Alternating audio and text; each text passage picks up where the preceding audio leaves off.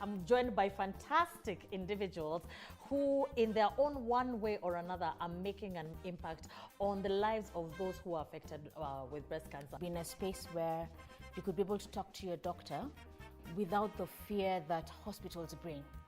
It's a space where you're literally having your consultation, but you're having a consultation with a cup of tea. Our initiatives are around, first of all, building a thriving community for female bikers. This is the support we say as a community of bikers. Bikers understand bikers. So we tend to, as much as we're women bikers, when it comes down to it, we find men joining us to support our causes and likewise. And we also have like the initiatives around breast cancer, which is called Bikers for Boobies. That's our initiative, which we've been running for 4 years now.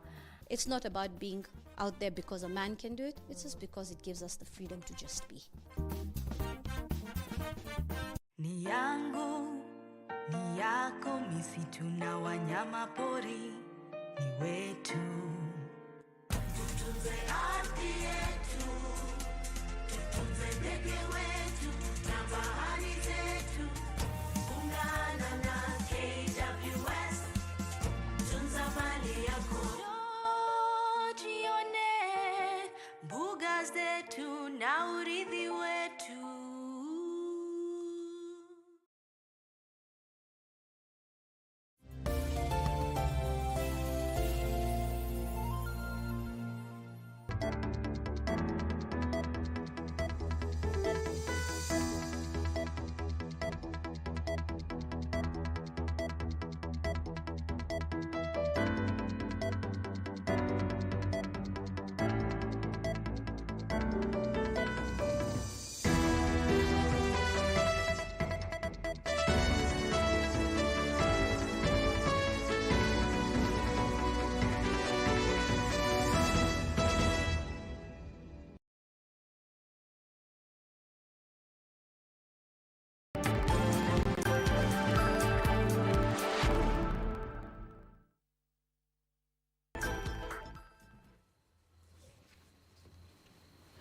It's the 17th day of February 2024, and you're just in time for the Legends Edition, coming to you live from Broadcasting House in the capital city of Nairobi, Kenya.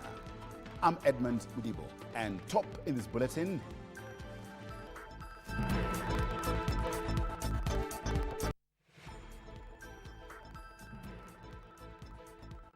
I was looking forward to meet my friend, my former boss, and my older brother, President Uhuru Kenyatta. In fact, when I was told he was here, I was very excited to come and greet him because I've not seen him for a while, and tell him it as well. extending an olive branch. Deputy President Rigathi Gachagua says he is ready to meet and reconcile with retired President Uhuru Kenyatta.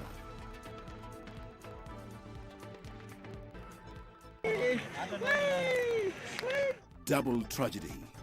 Families search for answers as two secondary school students die in separate incidences in Siaya and Kakamega counties.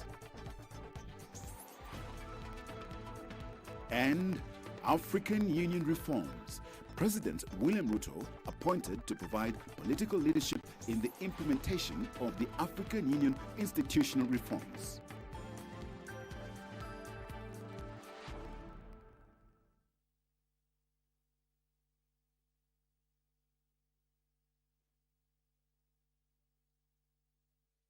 We thank you for making the Legends Edition your choice this evening. Our sign language interpreter is Ann Wangeshi.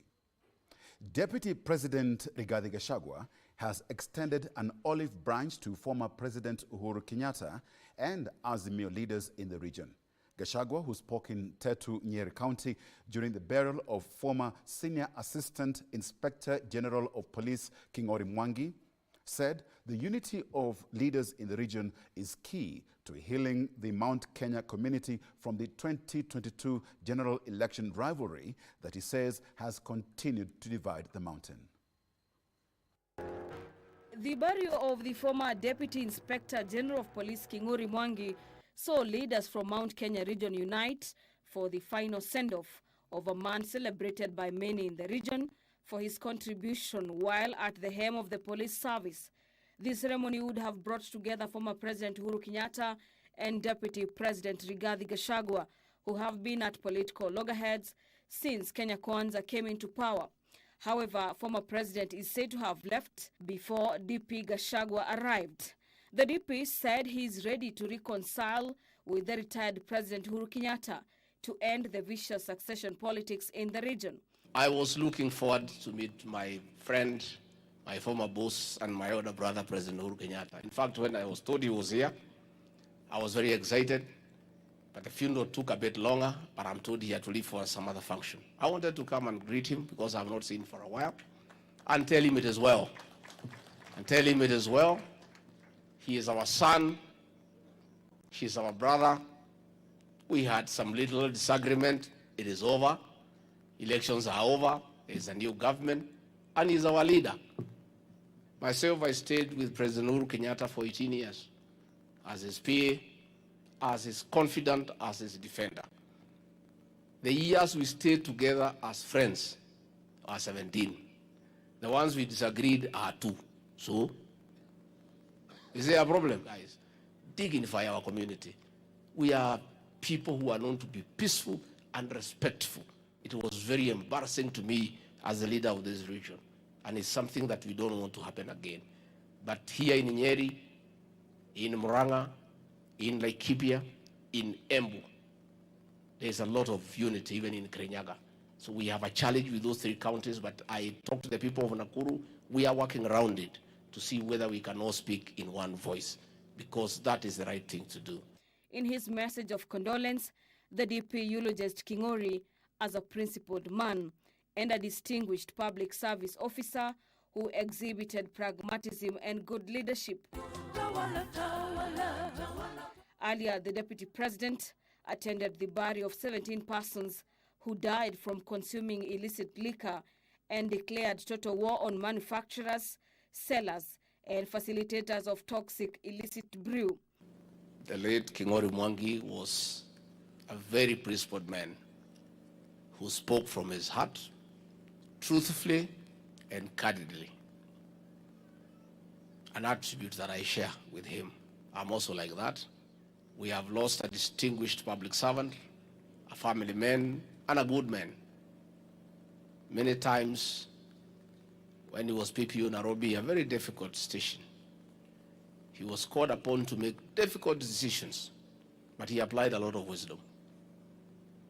I sat with him many times to discuss the various challenges about the operational command in Nairobi. And he had nothing but wisdom. The directive by the DP comes amid immediate closure of all liquor outlets in the region by county government to allow for fresh vetting.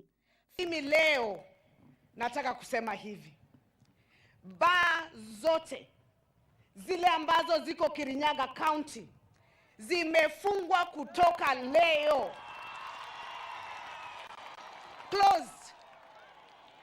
And a new process ya ku-verify na licensing ianze. For Legends Edition, I'm Gladys Mongai. The Assembly of the African Union Heads of State and Government has appointed President William Ruto as the chairperson for institutional reforms. The head of state will be tasked with providing political leadership in the implementation of the Comprehensive Institutional Reform Initiative that started in the year 2016. President Ruto takes over from President Paul Kagame of Rwanda, who previously held the position. President William Ruto has been picked as the new Africa Union champion for institutional reform at the ongoing Assembly of the African Union Heads of State and Government in Addis Ababa, Ethiopia. This involves reforming the structure, functioning and focus of the African Union Commission, AU organs and specialized agencies to be more effective and efficient in managing the programs of the African Union. The president, who attended the Presidential Dialogue on Global Financial Institutions Reform in Addis Ababa, called for the reform of the global financial system, saying it is an urgent agenda for Africa and the entire global south. I hope our discussions here today will yield innovative approaches and new collaborations across our countries, within our regions, as we also focus on eliminating trade barriers that impede the movement of goods, that impede the movement of services across our borders. He stated that Africa is not seeking special treatment, but simply calling for fairness, especially in the wake of climate change and other global challenges. We import food worth close to $80 billion every year to our continent, a continent with 60% of arable agricultural land that is not cultivated. It speaks volumes of what we need to do, because we know what we should be doing. And we have the potential to become a global agricultural powerhouse and a net exporter of food. The head of state also noted that developing countries are struggling to fund climate adaptations. In addition to the structural reforms, President Ruto said they fully support changes to the voting structure. Developing countries will need between US dollars 215 billion and US dollars 387 billion a year for adaptation during this decade. The gap in climate finance is compounded by debt crisis facing many African countries. Consequently, a significant portion of government revenue is allocated to debt servicing rather than climate action. The United Democratic Alliance UDA party has endorsed the candidature of Azimio la Umoja Kenya One leader Raila Odinga for the chairmanship of the African Union AU Commission. UDA Party Secretary General Cleophas Malala says the former premier has vast experience in the continent of Africa and deserved to be the next chairperson. On Thursday this week, opposition leader Raila Odinga threw his hat in the Africa Union chairmanship ring. But the move seems to have closed the local political gap for now, as both allies and nemesis continue to pour overwhelming support. The latest coming from an unlikely the United Democratic Alliance UDA party. The party has endorsed Raila's candidature for AU job. Speaking during a press conference, Malala described the former premier as the best fitted for the AU chairperson. Honorable Odinga deserves the AU Commission chairmanship, given his distinguished accolades and contribution to the socio-political landscape of the East Africa region and the continent as a whole. There can be no better person to take the chairmanship of the African Union other than Raila Amolo Odinga. And speaking separately in Lugari during the burial of Samuel Tumaini Wamocha, council prosecutor at the office of the DPP, section of Western Kenya leaders said Raila was Pan-Africanist who deserved such a job. Baba must go to AU. Africa needs him more. What is it that he wants to do to Kenya that Kenyans didn't want him to do? Let him go and do it for Africa. Raila ameenda kuretire. Raila ametoka siasa akienda AU kama chairman atafanya siasa kweli? Raila on Friday received a go-ahead from members of his Azimio coalition who have since called for bipartisan support for the AU bid, saying it will be a big win for Kenya and Africa as a whole. Family in Mlolongo, Machakos County is pleading for assistance to raise some 2.5 million shillings to cater for their 4-year-old daughter's heart surgery in India. The distressed family says their daughter, baby Blessed Amandi, was diagnosed with atrial septal defect, which is a hole in the heart and requires urgent surgery to save her life. This is Blessed Amandi. The playful 4-year-old stares at her mom obliviously of the agony her mom is going through in a bid to save her life. One would mistake her for a healthy 4-year-old baby. According to her mom, when Blessed was born, she did not cry. Shortly after, she developed complications. The initial diagnosis was H. pylori, which is the inflammation of the stomach lining. Amekuwa mgonjwa saa zote tukishinda hospitalini. So sikuweza kujua ni nini inamsumbua kama mzazi. So tumekaa akihangaika tu na ugonjwa, unaenda wanatibu kama ni infection. Mara unaambiwa ni H. pylori. It was not until last year when the mother, who has been in and out of hospital was referred to Kenyatta Hospital. It is here that the family's life will turn when they were informed she has a hole in her heart. So ndo daktari akakuopen akaniambia ako na shida ya valve pia. So nikamuza roho ni kubwa ama aje, ndiye akaniambia roho hii kujiumba venye zingine zinafaa zijiumbe na ako na shimo kubwa sana. With no resources to undergo surgery in India as advised, the family is now at a loss, reaching out to anyone for support to turn her story around. So nimekuwa na wakati mgumu sana wa kumwangalia. So kutoka hiyo tarehe nimekuwa tu nikishughulika nione venye naweza saidika. Juu hapo hospitali walisema ni raise 2.5. Na kwa kweli mimi nikijiangalia hata niliambia daktari mimi sitaweza kupata hiyo pesa. To assist this family save blessed, you can channel your contribution to M-Pesa number 0727282296 and the name is Mary Maua.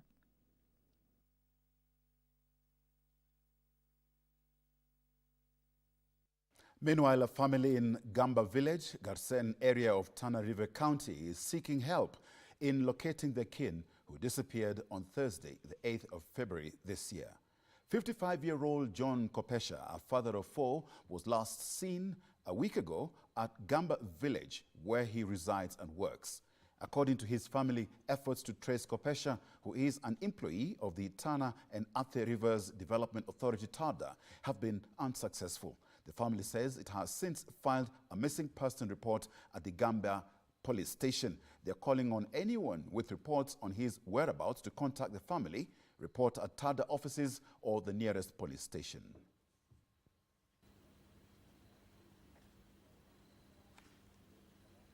Well, it's time now to take our very first break, but we implore you not to go too far because there's plenty on the other side of the break.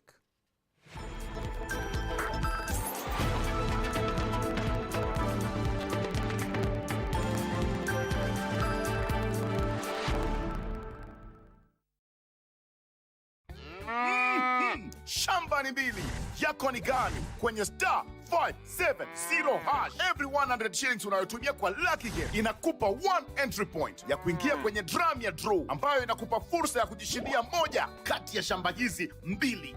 Mwisho wa April namtangaza mshindi wa shamba hili la 1.1 million Kenyan shillings na unapata title deed yako safi. Na mwisho wa Mei namtangaza mshindi wa shamba hili la 1.1 million Kenyan shillings, lori za mawe na mchanga. Ploti ndizo hizi. Dial star 570 hash. Title deed ndio hii. Vuka na shake. To get past pain as your skiza tune, dial star 812 star 502 hash. You don't have to carry your past pain into your present. Your generation doesn't have to go through the pain you went through. You have what it takes to bring a new life, a new breath, a new atmosphere, a new name into your generation. Don't just sit and watch a repeated pain. To get past pain, dial star 812 star 502 hash. Star 812 star 502 hash. I'm joined by fantastic individuals who, in their own one way or another, are making an impact on the lives of those who are affected with breast cancer. In a space where you could be able to talk to your doctor without the fear that hospitals bring. It's a space where you're literally having your consultation, but you're having a consultation with a cup of tea. Our initiatives are around, first of all, building a thriving community for female bikers. This is the support we say as a community of bikers. Bikers understand bikers. So we tend to, as much as we're women bikers, when it comes down to it, we find men joining us to support our causes and likewise. And we also have like the initiatives around breast cancer, which is called Bikers for Boobies. That's our initiative, which we've been running for 4 years now. It's not about being out there because a man can do it. It's just because it gives us the freedom to just be.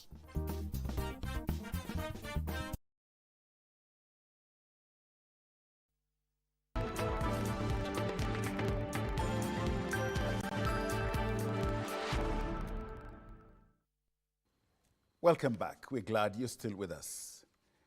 In the heart of Mukuru, Kwanjenga, lives Dorcas Masimwende, a 14-year-old girl with big dreams.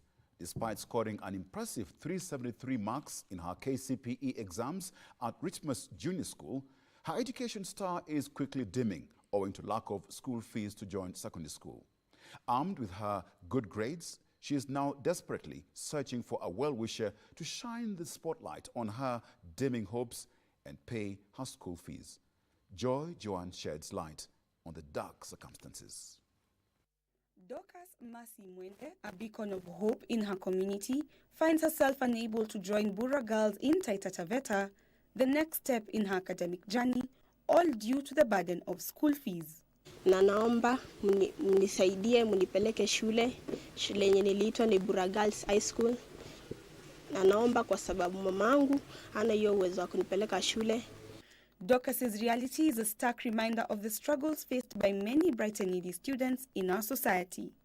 Her mother, Francisca Mwanzia, a single mother of 4, works tirelessly to provide for her family, but the financial strain is overwhelming. Wanalipa tu kitu kidogo, hata chakula saa zingine ni shida, tunalala njaa. Hii nyumba hata nimedaiwa miezi 2.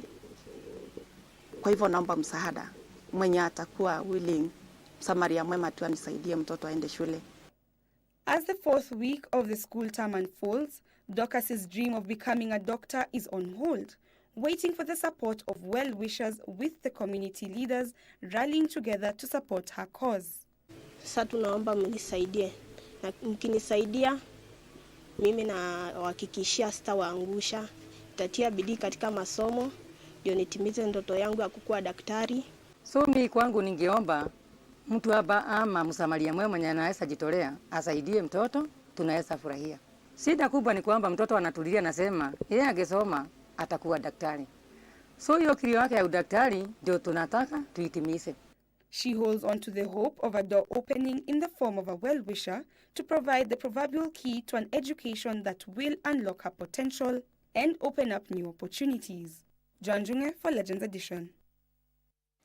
Tourism and Wildlife Cabinet Secretary Alfred Mutua has reiterated that plans are underway to privatize Mombasa Beach Hotel under the Kenya Safari Lodges and Hotel chain. Mombasa Beach Hotel is among other state-owned hotels that have been marked for privatization by the government. Speaking during the annual prize-giving ceremony at the Sheikh Zayed Children's School, the Cabinet Secretary said he shall diversify tourism in strategies, especially at the coast region. He, in particular, pinpointed the introduction of halal attraction sites for Islam-dominated countries, which he says will increase the country's foreign currency collection through tourism. Hapa Mombasa kuna Mombasa Beach kwa mfano. Kaunti ya Mombasa, mkihitaji Mombasa Beach, basi mtainunua, sisi hatuna shida. We'll sell it to you. But you run it at 5-star level. We don't have a problem with it. Sisi kama serikali tukasema hatuzitaki, tunataka watu wenye pesa waje, wachukue hizo hoteli, watupe pesa kama serikali, they continue running them as private hotels that will be brought up to 5-star quality. Sisi kama serikali na wizara yangu tumeamua kwamba tunataka kuwapata wageni kutoka Middle East, nchi za Waarabu, ambao ni nchi za hawa Waarabu na pia nchi za kutoka kule Indonesia na Malaysia ambazo zina Waislamu wengi. Kwa hivyo tunaanzisha mfumo wa halal tourism, utalii wa halal. Kuwe kuna sehemu ambazo Waislamu wanakuja wanajisikia wako sawa katika hali ya dini, hawakiuki sheria ya dini, wanajienjoy, wanatuachia pesa hapa. Tunapata kazi, vijana wako kazini, pesa inaendelea. Kwa hivyo naunda tume maalum ya kuangalia vile tutaleta halal tourism, utalii wa halal hapa katika nchi yetu uweze kunawiri. Ndio hao wote badala ya kwenda nchi zingine wajae hapa Mombasa na katika Kenya, maeneo yote walete pesa zao hapa. The Commissioner of Cooperatives, David Obonyo, has hailed the pivotal role played by SACCOs in the social and economic empowerment of Kenyans. Obonyo challenged Kenyans who are yet to join SACCOs to embrace the cooperative movement as their financial saving partner, saying it will guarantee access to affordable credit. On Saturday, Hazina Sacco held its 40th annual delegates meeting in Nairobi. Here, the Sacco, through the board of directors, recommended payment of final dividends of 10.8% for interest on deposits. Fellow delegates, based on the financial performance, the board proposed that a final dividend to members be paid at the rate of 17% on share capital and an interest refund of 10.8% on deposit held on a pro rata basis. KBC's Martin Kingasia was elected one of the directors of the Hazina Sacco board. As the number of Kenyans seeking financial security continues to grow, SACCOs were hailed as a solid starting point. Encourage people to save. That is primary. After they've saved, they save because they have ambitions, they have desires, they would want to make their lives better. The Commissioner of Cooperatives, David Obonyo, is however concerned about the number of people taking loans from SACCOs without a proper plan on how to utilize the money.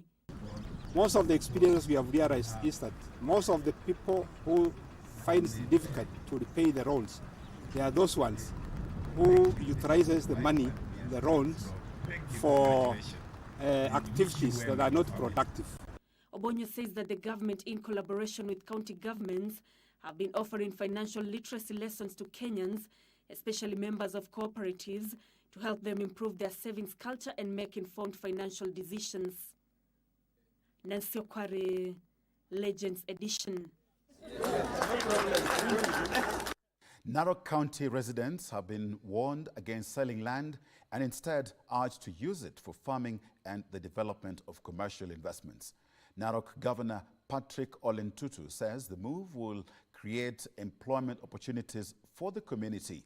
Details on this and more stories in the County News Briefs. While in Narok Governor Patrick Olentutu said land investment is key to speedy development in the region. According to Ntutu, agricultural initiatives would empower the community, especially on wheat farming. Wale ambao wako na ardhi hapa, tafadhalini, ardhi sio ya kwenda kuuza, ardhi ni kuachia familia ili tuweze kupata kitu kama hii. Elsewhere, Nakuru Senator Tabitha Karanja has called on the Judicial Service Commission (JSC) to ensure court orders are enforced to the latter. Karanja says she will stop at nothing in the push for protecting human rights. The people of Nakuru, the problem is, can their health sector be back to normal? Can the county government obey the court orders? After that, there's nothing else.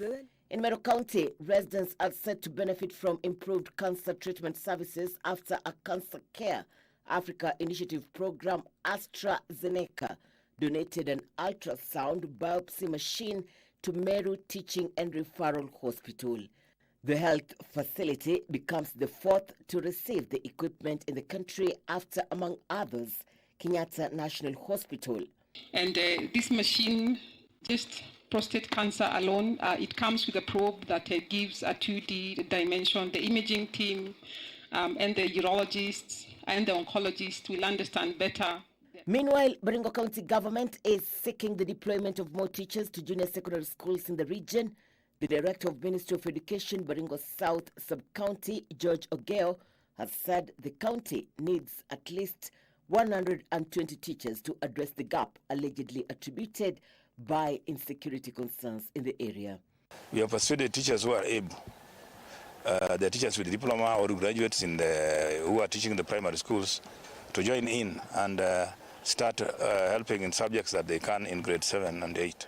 And a dissemination campaign aimed at reducing cases of earlier marriages and pregnancies among young adolescent girls has been rolled out in Turkana.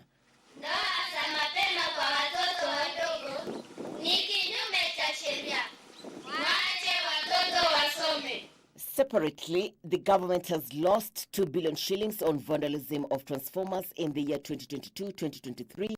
Energy Principal Secretary Alex Washira says 894 transformers were lost, a burden that has caused Kenya Power Company a hefty bill on operations and maintenance fees. So you're asking Kenyans, please help us to protect our critical infrastructure, knowing too well that this transformer, when it is installed, it is energy is an enabler.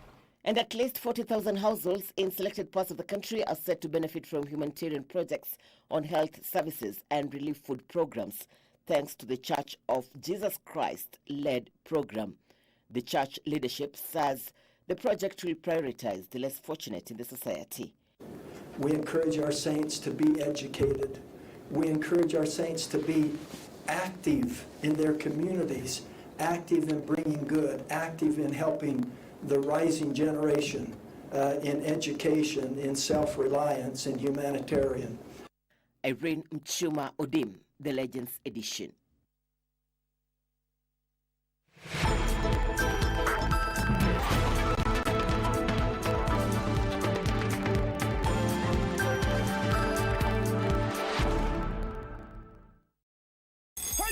Sisi ya kungoja kwenye star 570 hash kuna ploti na ni up to 1.1 million Kenyan shillings with a genuine title deed na inakungoja star 570 hash bukana chake. On KBC Channel 1, we are a TV station like no other. Get a taste of the best in entertainment. Yes, indeed. Feel the passion. Will you promise me? I swear that you will never lose me. I can't get married to you. I'm sure you knew about it. That's why you're making fun of me. Experience the drama. Get out. Who is the man in this one? And the laughter. Hii wigi umevaa kichwani. Sio wakati tulikuwa tunaapishwa tunapewa mheshimiwa.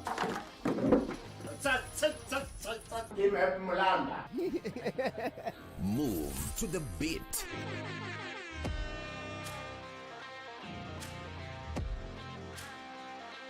We are live from Broadcasting House. And get informed on the latest happenings. KBC Channel 1. Wow. We are the full package. Oh yes. And Kenya's watching. Thank you very much for joining us.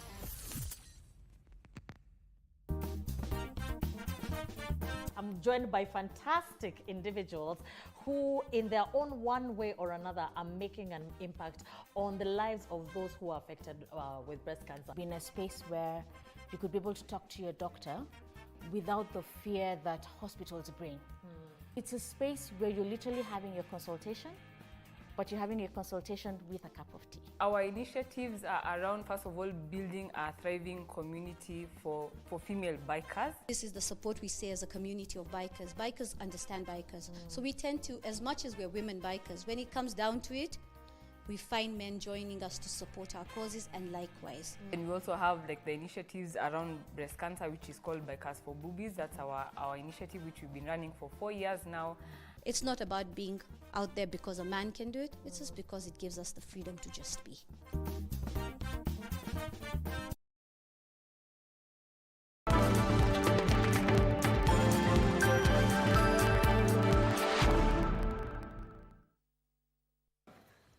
Tens of families were forced to spend the night in the cold in Mollem area on Friday after a group of people believed to be from the Nairobi City County government evicted them and demolished their houses.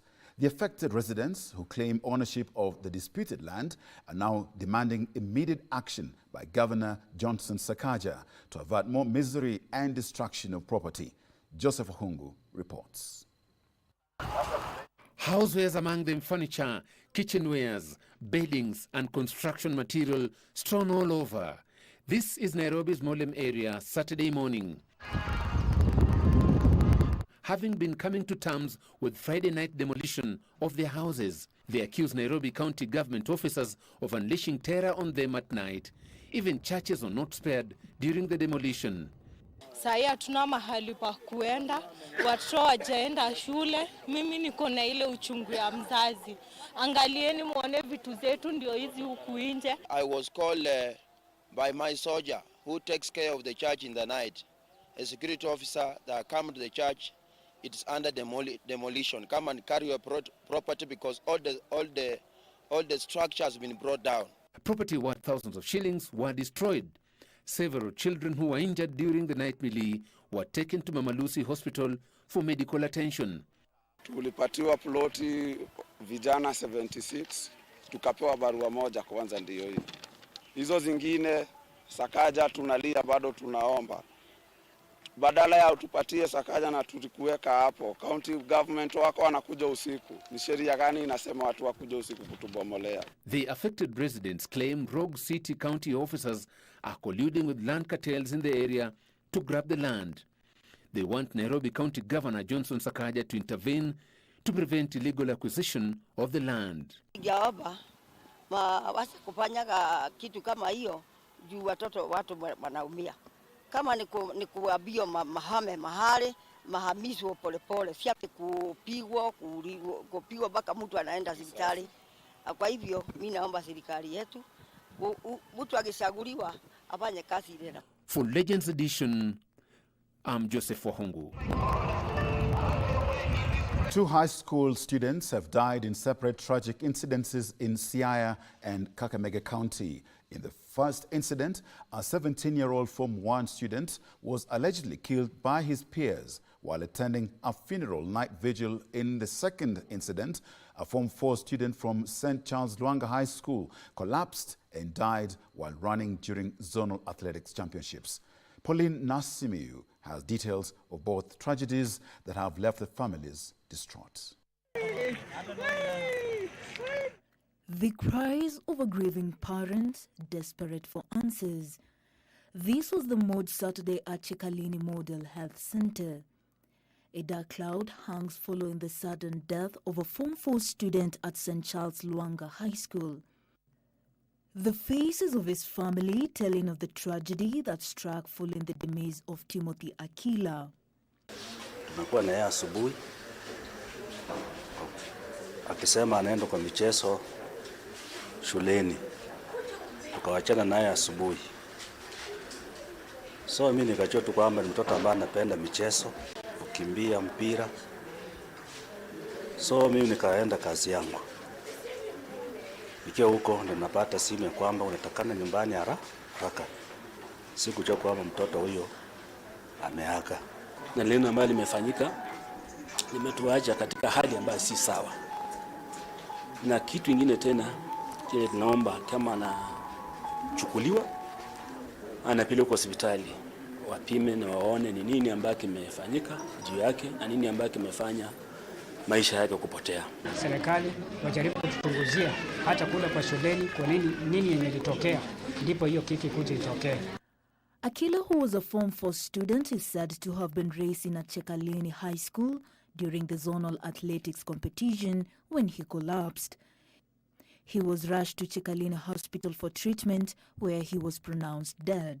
Tuweze kushughulikia watoto wetu, wapimwe kama kuna chochote ndani ya mwili kiweze kujulikana na kushughulikiwa mapema, kwa sababu Timothy alikuwa na afya yake, lakini hatuwezi jua haswa nini kimetokea. Tunasema pole kwa jamii. Meanwhile, in Siaya, a distraught family in Alengo Usonga is demanding answers following the alleged murder of their 17-year-old kin. Ian Lawrence Otieno, a Form 1 student at St. Patrick's Segere Mixed Secondary School, was reportedly murdered by his friends at a funeral night vigil at around 1 a.m. The cousin to the deceased says they were on their way home when a group of friends pounced on him. Kisha yana akatoroka kama anakimbia akienda huko. Mimi nikakimbia nikaingia pale kwa skuku. Nikakutana na Desmond. Kama sana niona nikamwambia Des wananiua hapa, kuja unisaidie. Kama tunaenda na Des tumepata yana kama amelala chini kwa barabara. Nasema serikali atusaidie. Ni haki tu ndio nalilia, mtoto wangu ameniacha kwa uchungu sana mno. 5 people have since been arrested. Siaya County Police Commander says the body of Ian was taken to Siaya County Referral Hospital mortuary. Pauline Nasimiu for Legends Edition.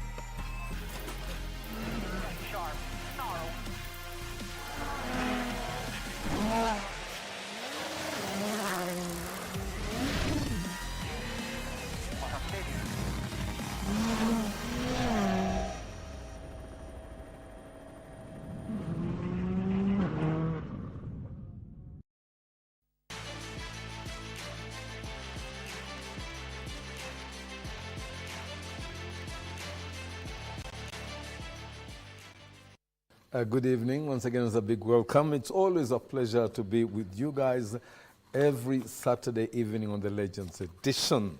And as usual, again, we've got quite a lot from the sports desk here at KBC.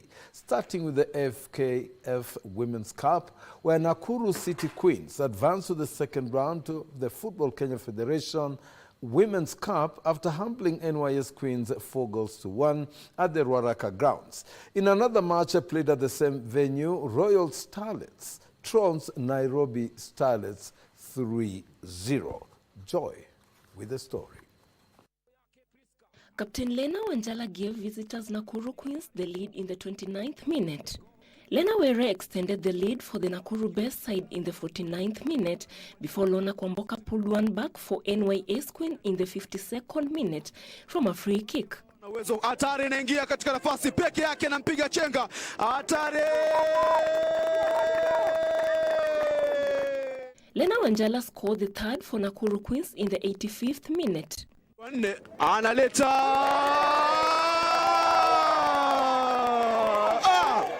Melon Mulindi ensured Nakuru Queens advanced to the second round with the fourth goal in extra time.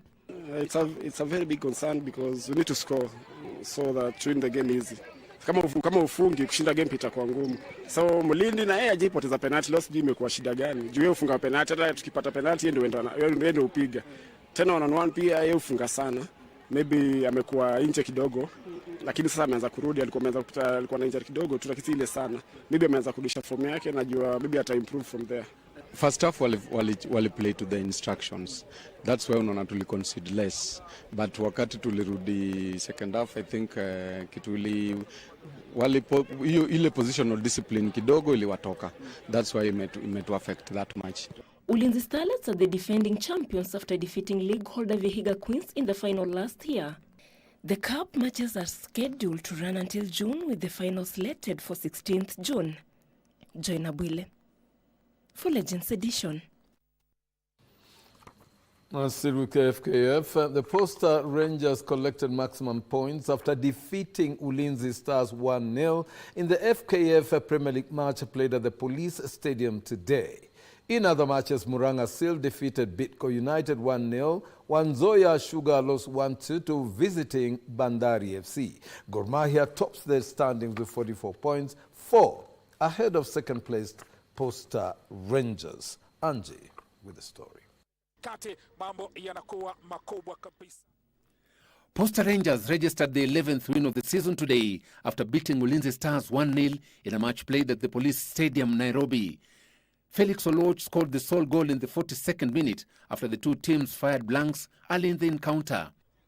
Michael Wanyika pia anapiga dua. Wanaomba Mungu tofauti. Felix Oloch anaunganisha.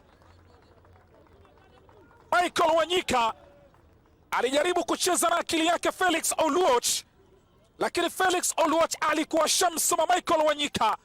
The team now lies second in the FKF Premier League standings with 40 points, 4 behind leaders Gor Mahia, whom they will face on the 2nd of next month, while Ulinzi will play Police FC on the 3rd of March. Nafikiri mechi ilikuwa nzito kabisa, mpinzani pia alikuwa hatoki sana kwa hivyo zile mianya ama nafasi zile za kushambulia vizuri zilikuwa zipatikani labda vizuri zaidi, lakini katika kipindi cha pili nafikiri tumeweza kuzipata zile nafasi. Naweza sema na furaha kwa sababu pointi 3 ni muhimu, especially tukiwa mkondo wa pili wa ligi, na nadhania pia inatupatia pia boost kwa kujaribu kumake sure wale wachezaji tumeleta katika min transition period wanaingiana na rhythm ya team, so ni motivation kwa team. In other matches played today, Muranga Seal defeated Bidco 1-0 at the SportPesa Arena. The lone goal was netted by Robert Mudenyo in the 7th minute. Meanwhile, Nzoia Sugar was humiliated 2-1 at the Sudi backyard by visitors Bandari FC. 4 matches are on card tomorrow. Sofapaka will play Muhoroni Youth, while Kakamega Homeboys will take on AFC Leopards. Kariobangi Sharks will face Talanta FC, while Tusker FC will square it out with KCB in Nairobi.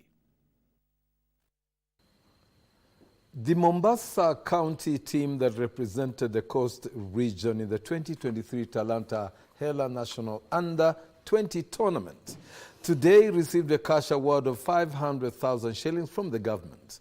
Meanwhile, 4 players were selected to travel to Spain for exposure. The Mombasa County team reached the quarter-finals before they were bundled out by Homa Bay after losing 5-3. The national tournament brought together teams from 4 regions: Rift Valley, Coast, Central and Western. Launched in 2023 by the Ministry of Sports, Culture and Heritage, the Talanta Hela football tournament is divided into regional and national stages. We have awarded all the other teams. Number 1 was getting 5 million. Number 2 was getting 3 million, number 3 was getting 2 million, and number 4 was getting 1 million at the national level. So we were here to make sure that that money has gone to the pockets of those players who did actually take part in the tournament. Tumeonekana tumecheza kwa maground mazuri kama facility kama Nyayo, tumechezea Kasarani. Hiyo ni good exposure nzuri sana. Kama sasa hii tumepata do yetu, na do yetu itatusaidia kama kuna facilities za viatu, masoksi hizo itatusaidia, hata nyumbani pia tukapeleka kitu kidogo itatusaidia kwa sana. James Deuri from Kenya Academy of Sports said when the tournaments were taking place, they were scouting for talents using Football Kenya Federation scouts who will form teams based on players' ages. Amos Wanjala, William Gitamu, Abdullahi Abdallah and Ali Zambia were the youth selected to join the national team that will travel to Spain for a 10-day camp. Faith Akinyi for Legends Edition.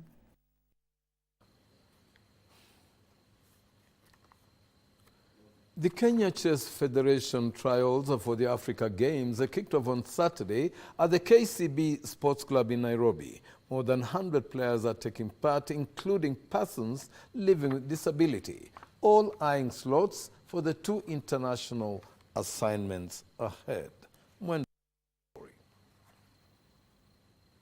According to the Kenya Chess Federation President Bernard Wanjala, the championship will be used to select a team that will represent Kenya at the Olympic Games and African Games. Today it has been a big success. If you check out the composition of the players, this year we are going to select 2 who are physically challenged, then we select also those who are blind and those with hearing disability. Wanjala also added that Kenya is planning to send a strong team of 4 players to the African Games set for Accra, Ghana in March. I think I love the passion that I'm seeing people embracing the sport. I've seen parents who have now understood chess has a lot of potential to help the children academically, and what we are remaining is the sponsors. There are people who would love to support sports. Chess is one of the games they can come and support. The competition has brought together more than 100 participants, including persons living with disabilities. What I'll tell these learners who are learning to play chess, that they should never give up because it's really challenging. They need to believe in themselves and continue on until the final. Ningependa kuona kitu ya kwanza tuone sura ya Kenya kule juu. Isikuwe tu ni kwamba tunaonekana tu kwa athletics peke yake, but pia kwa hizi michezo mingine kama chess, because naangalia other countries, like foreign countries, wameinvest sana kwa sports za persons with disability. The 2-day event will end on Sunday at KCB Sports Club. We have upped our games, of which so many of our players, veterans or even young players, they have played outside the country and the exposure is there. And we have confidence. Even now, we have raised our level to the international standard. Daniel Mwendwa, Legends Edition. Stephanie Wamboi, Kita Kabara and Adrian Kagori were among top performers in the peak sports age groups swimming championships at the Consolata School in Nairobi. The championships attracted over 200 swimmers drawn from 15 different schools within the city. Stephanie Wambui emerged victorious in the girls 12 to 13 years 100 meters individual medley category after clocking 1 minute 42.75 seconds ahead of Angela Nyaboke and Tala Wambua, who settled for second and third position respectively. Competition is tough and I feel very happy because I got a chance to compete. It was fun and it was not tough. I love butterfly because it's my favorite stroke and it's easy for me. Joy Mwanza clocked 2 minutes 6.67 seconds to win the boys 8 to 9 years 100 meters individual medley category ahead of Wema Waweru, who finished second, while Pendo Wairimu settled for that position. I usually target more on mostly times, and times usually make me really happy about the competition. In the men and women combined races, Nova pioneer Adi emerged the best school after bagging 7 gold, 7 silver and 7 bronze, where Regis Runda Academy were runners-up with 7 gold, 4 silver and 2 bronze. We are really doing better in terms of ensuring these young ones, they are really participating in the sports. And moving forward, they will start now scoring better times that will make them move to level 1s, level 2s, and level 3s going forward. First edition this term, and we are having our second edition at Bellavue Academy. The championship attracted over 200 swimmers drawn from 15 different schools within Nairobi. King Orimwangi for Legends Edition. On the international scene, Esapeka Lapi, pursuit of a second FIA World Rally Championship victory, remains on track after the Finn have completed Saturday's opening stages, leading Rally Sweden by almost 90 seconds. The Hyundai 120i20N Rally 1 hybrid driver had been in a close battle with Toyota's Takamoto Kasuta. But when Kasuta crashed out in the second stage, Lapi was left in the clear. Adrian Formax moved into second after winning the Super Stage 11 to cement second place in the overall order. Solberg continues to lead WRC2 in a fine fourth overall aboard the Rally 2 Skoda Fabia. The Swede is one place ahead of Hyundai's Thierry Neuville. Akinyi was with the story. Brakes and then laterally through the corners as well.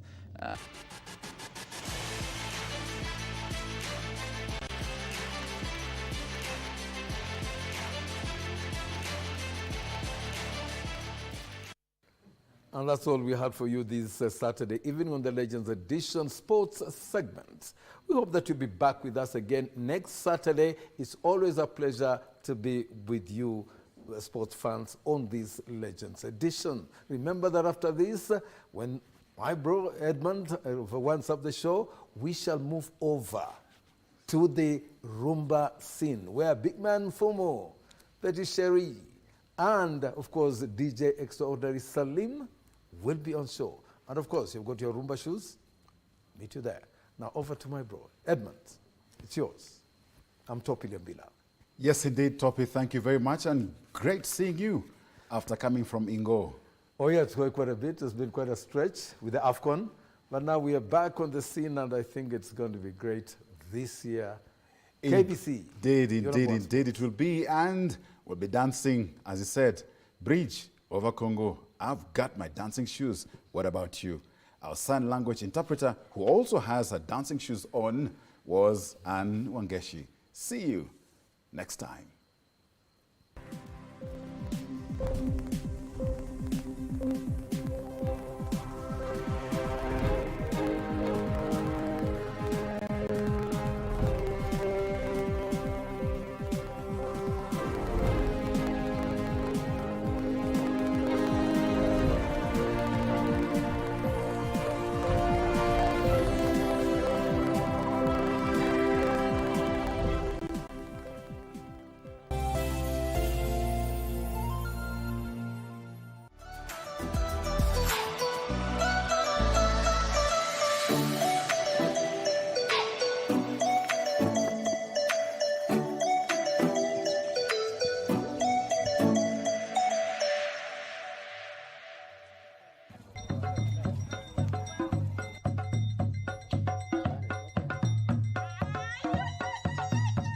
Ili kupunguza changamoto ya afya pale chini, kila kijiji kwa familia 100 tutakuwa na muuguzi mmoja anaitwa community health promoter. Mimi ninaitwa Tomo Tata. Mimi ni CHP kutoka Wayando Village, Wajama Unit in Usinga Ward. Sasa naenda kufanya kazi Godhe Village.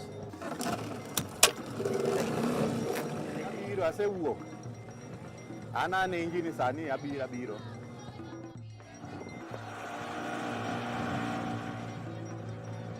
Nafanya kazi Godhe Village kwa sababu Godhe Village ni kubwa na iko na households, over 200 households. Every week I go once. Tulianzisha rasmi community health promoters 1,100 katika taifa letu la Kenya, na tumewapatia vifaa hawa community health promoters, na watawashughulikia bila ya kuwalipisha. Kila community health promoter anahitajika aje nyumbani kwako akupime. Hii bag yangu imebeba full equipment ya matibabu. Nang'uru uchieo tunabeba vitu ya kupima ugonjwa tofauti. Kwanza tuko na vifaa ya kupima malaria, ya kupima pressure, ya kupima hali ya mtu ya sukari na vitu mingi. Hata kama mtu amepata accident, hapa ndio beach kubwa, tuko na first aid kit. Sasa tukiingia kwa boma ya mtu, tunaingia tunaongea na yeye shida ambayo wako nazo. Sasa hizo shida wako nazo tunaongea nao, na kama iko ugonjwa tunapima. Alafu wale tuna deal nao ni children ya under 5. Unajua watoto wa under 5 years kuna vitu mingi mpaka tuangalie, tufanye assessment. Kwanza tunaleta the clinical book ya mtoto. Ichio alimi wadonje erokamano. Tunaangalia assessment kama kuna mahali wame default, tunaangalia vile hizo chanjo wamechukua. Sasa kama ziko ile ambayo sio yetu, tunaandika referral form. Habari yako toto denade wako na equipment, wanaweza kupima wewe sukari pale nyumbani, hata kabla hujatoka nyumbani, hujaenda dispensary. Unapimwa sukari, unapimwa pressure, kama uko na makamasi kidogo hivi anakupatia aspirin. Sasa wanatembelea sisi, tunaona ni mzuri sana. Saa hii siwezi toka hapa tinaenda osi huko Rusinga. Sasa kama niko na shida namuita tu, unakuja wanatembelea, tunaongelea nayo, tunamaliza tu hapo. Sasa siharibu fare ya kwenda Mbita tena na kurudi.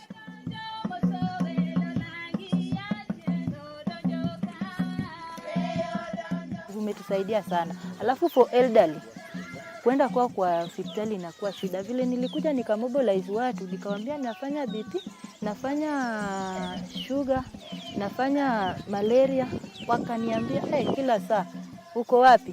CHP uko wapi? Hebu kuja. Hata headache tu kidogo, slight headache, simu. Slight headache, hata saa zingine wananipigia simu mpaka usiku. Wananiita daktari. Sababu dawa pia tulipewa. Za malaria tunatibu, tunapima na tunatibu. Na hizi za pressure, nikipata kama pressure iko juu na refer. Haya, wamama wajawazito pia tuna refer. I've always said that women are inherently born to be health officers. That besides the 100,000 community health promoters that we have champions of health in the households. And those are the women in those households. Zamani hii community health strategy vile ilianza around 2010, kuna vitu mingi iliwacha nje, lakini vile president alikuja akaongeza nguvu, naona imekuwa big game changer. First, sisi kama CHPs ametupea simu, tumeongea kutoka analog system to digital. Sasa tuko na simu, kila kitu tuna record kwa simu. All the documents ambazo tulikuwa nazo kwa kitabu sasa iko kwa simu. Pia imetusaidia sana. Kwangu mimi The day nilipata hii bag, nikapata BP machine, mimi ndio nilijipima wa kwanza. Niliambia CHV mwenzangu anipime. Siku yenye tulipelekwa kwa training za hizi vitu, za hizi tools. Kupimwa hivi, nikapatikana niko na pressure. Nikasema kumbe nilikuwa natembea tu na pressure.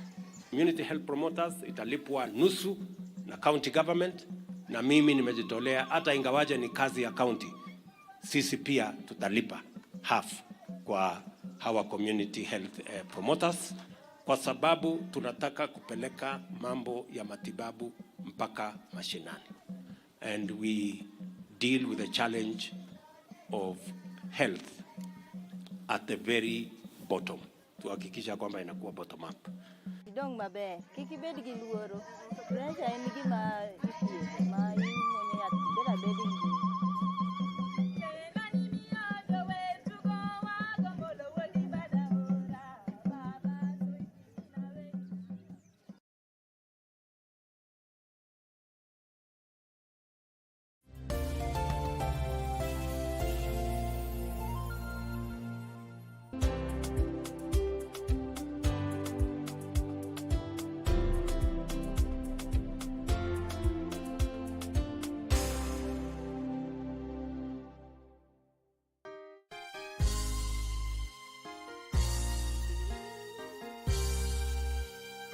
In the name of Jesus Christ, Mungu anatarajia ukanyange hatua mbele.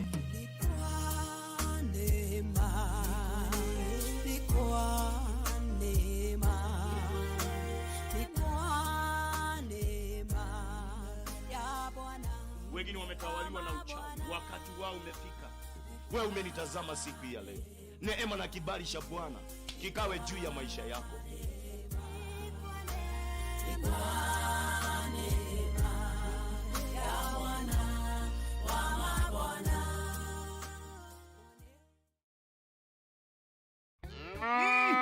Shamba ni mbili, yako ni gani? Kwenye star 570 hash. Every 100 shillings unayotumia kwa Lucky Game inakupa 1 entry point ya kuingia kwenye drum ya draw, ambayo inakupa fursa ya kujishindia moja kati ya shamba hizi mbili.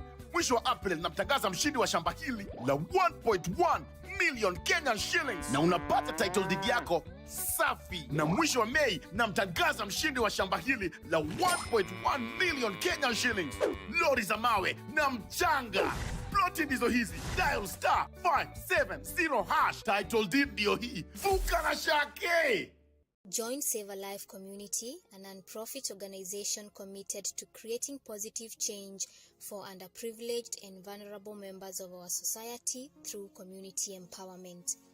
Our vision is to lead the way in driving transformational initiatives that uplift those in need. We have provided nourishment to more than 60,000 families, empowered over 4,000 young people through skill-building programs, transformed over 1,000 street children into responsible citizens, facilitated complex surgeries for over 1,500 individuals, and provided minor surgeries for over 1,000 others who lacked the means to cover their medical expenses.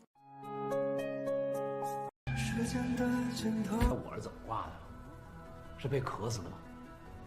脱水了，身体里的水都干了。毁灭？农场主挂了？这游戏到底要干嘛呀？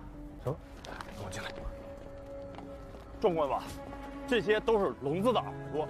自打他们建成之后，在观测的频段就干扰不断，都跟6月13号晚上发生的一模一样。你和我观测到了宇宙闪烁。老肉，难道你不想知道真相吗？啊！时间的尽头。It's hard for me to say I'm sorry. I'm all out of love. I'm so lost without you. I know you were right. So we're going on a summer holiday to make our dreams come true.